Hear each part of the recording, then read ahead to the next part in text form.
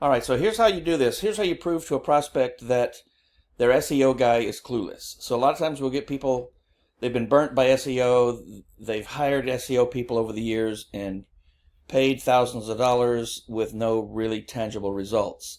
So now we have a way that we can go and prove that that guy didn't know what he was doing. And just by proving that he doesn't know what he's doing proves that we know what we're doing. So you have to kind of have a knowledge of our on-page SEO. So we'll get into that a little bit, but you need this video tutorial, obviously. You need access to the Wayback Machine, which is free, and the onpagescan.com, which I built, which is also free. So I've picked out a random roofer in Atlanta. What you're going to do is grab their URL, go over to the Wayback Machine, paste it in. Wayback Machine basically is a crawler. It just scrapes every website. I don't know. So you can see here's 2025, 24. So all of these bars represent times in the past where they've taken a screenshot of this website. So let's go back to 2020. And then you have to look at the calendar. So maybe this was only scraped twice on this day in November. Pick a day.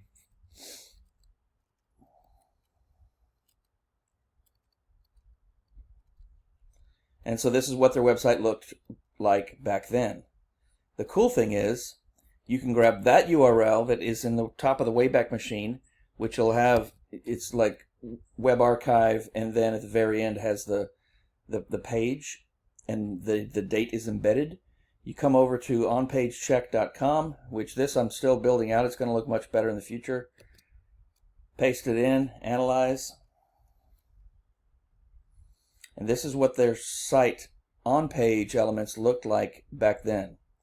So the important parts we're looking for are the meta title.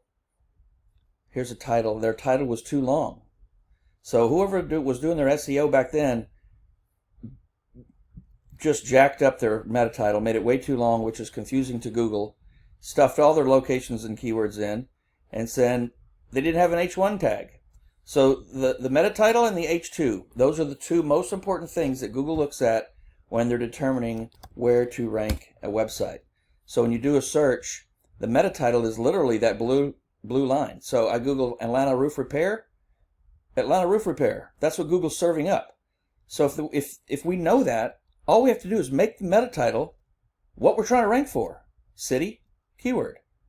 Same thing with the H1, the on-page elements. The H1 should be matching that. So meta title, let's see, where do we go? Meta title is Atlanta roof repair. You want your, and now you can put a bar and put branding, like your business name at the end.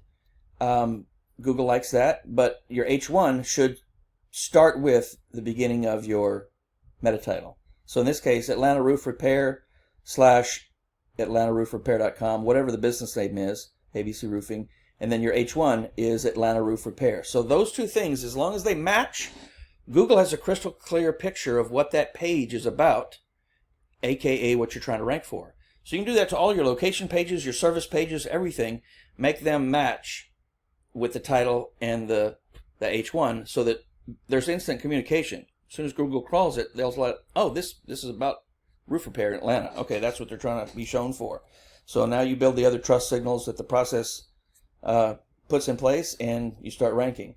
But this is how you easily go back and prove that people's SEO people don't know what they're doing. Let's go back to a different one. Let's go back 2024, January 17th. Copy that URL. Oops, I wonder what happened. They may not have got a good scrape there. Let's try a different one.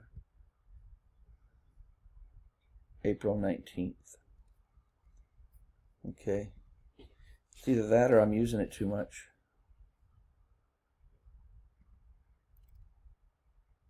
Well, I'm going to try to grab the URL anyway, because my tool is probably going to pull it up.